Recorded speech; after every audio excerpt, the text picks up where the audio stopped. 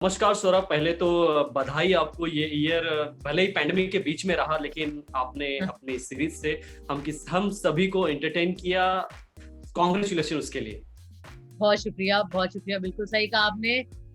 अजीब सा साल रहा पूरी दुनिया के लिए, बहुत कठिनाई, हम सबके लिए बहुत कठिनाई, लेकिन एक अजीब तरीके से मेरे लिए काफी बिजी रहा, क्योंकि 3 रिलीजेस मेरे OTTs पे आए इस साल। तीनों बड़े प्लेटफॉर्म्स पे हेडलाइन कर रही थी मैं सारे शोज को। तो मैं बहुत मैं भगवान का और पूरे, जैसे कहते हैं, यूनिवर्स का बहुत आभार प्रकट करना चाहती हूँ कि इतने मुश्किल साल में भी मेरे पास सेलिब्रेट करने के लिए इतना कुछ था। एग्जैक्टली।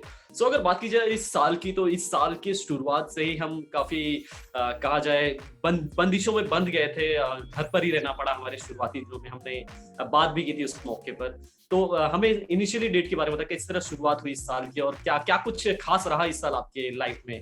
अगर ये साल एक प्रोफेशनल। बहुत अजीब सा एक्टिव सा साल रहा, क्योंकि मैं साल की शुरुआत में शूट कर रही थी जो अपना भाग भी नहीं भागे उसके लिए। एक्चुअली हमने लास्ट दिसंबर, जनवरी, फरवरी में ये शो शूट किया था। साथ ही साथ जनवरी के महीनों में, जैन और अर्ली फेब में, चूंकि CANRC के प्रोटेस्ट चल रहे थे, उन प्रोटेस्ट का मैं काफी हिस्सा थी और काफी एक्टिव चेहरा रही, तो उसमें मैं जाया करती थी। तो वो बहुत एक बड़ी लर्निंग एक्सपीरियंस रही मेरे लिए। उसके बाद तो खैर वो पेंडेमिक आ गया, तो सब कुछ बंद हो गया, हम सब घर में बंद हो गए। मैंने बाय चांस एक कुत्ता अडॉप्ट किया था, रेस्क्यू, एक पेट अडॉप्ट किया था पेंडेमिक के 3 दिन पहले, जो कि मुझे पता नहीं था कि पेंडेमिक आ जाएगा।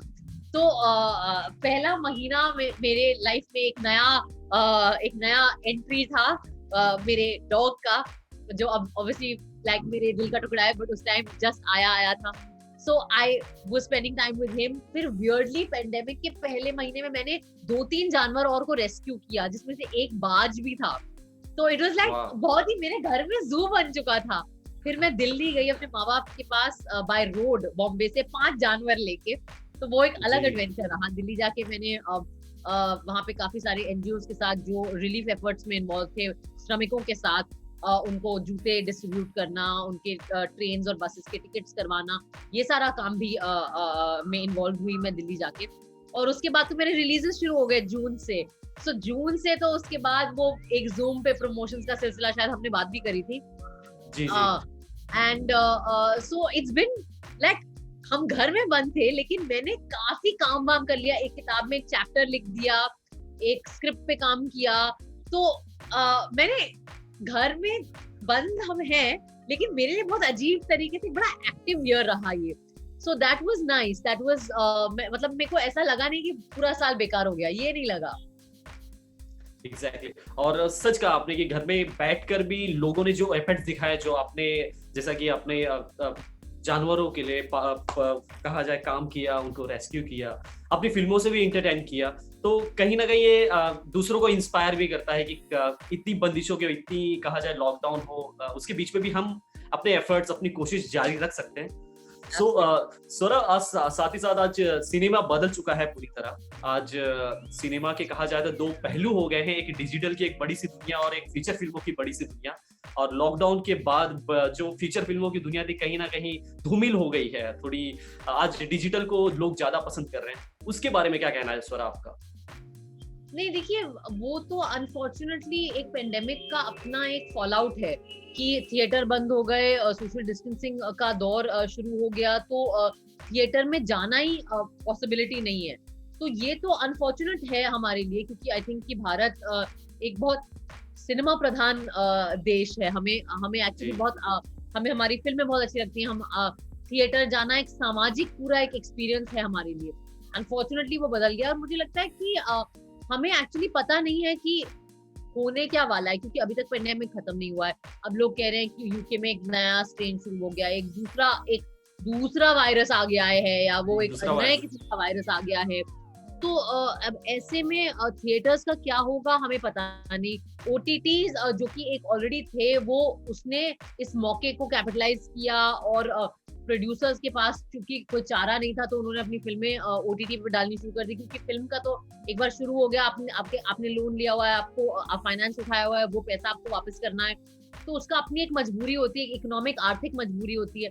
तो मुझे लगता है इस सब वजह से भी OTT, और फिर हम लोग घर पे पड़े हुए थे तो हमें एक मौका मिल गया। मतलब मैं तो कल्पना नहीं कर सकती कि बिना इंटरनेट के हम ये पेंडेमिक कैसे निकालते एक्चुअली। तो मुझे लगता है कि हम ना एक ऐसे वक्त में जी रहे हैं जो बहुत तेजी से बदल रहा है, और हमें एक्चुअली पता है नहीं कि ये होगा क्या। आई थिंक किसी को नहीं पता है, मतलब बड़े से बड़ा प्रोड्यूसर, बड़े से बड़ा डिस्ट्रीब्यूटर, मैं, शाहरुख खान सर, किसी से पूछ लो, मैं नहीं समझती कि कोई प्रिडिक्ट कर पाएगा कि आगे होने क्या वाला है। तो अभी आई थिंक हम सब एक बदलते वक्त से जूझ ही रहे हैं। थैंक यू सो मच स्वरा, और जैसा कि आप बेबाकी से अपनी बात रखी हैं, और आपसे बात कर भी हमें बहुत अच्छा लगता है, और जैसा कि आपने हमें 10 साल से इंटरटेन करते आई हैं, आगे भी सालों साल तक हमें ऐसे इंटरटेन करते रहे, और हमारे जो दर्शक है हमारे सभी के दिलों में आप ऐसे ही बसे रहे। थैंक यू सो मच स्वरा हमसे बात करने के लिए।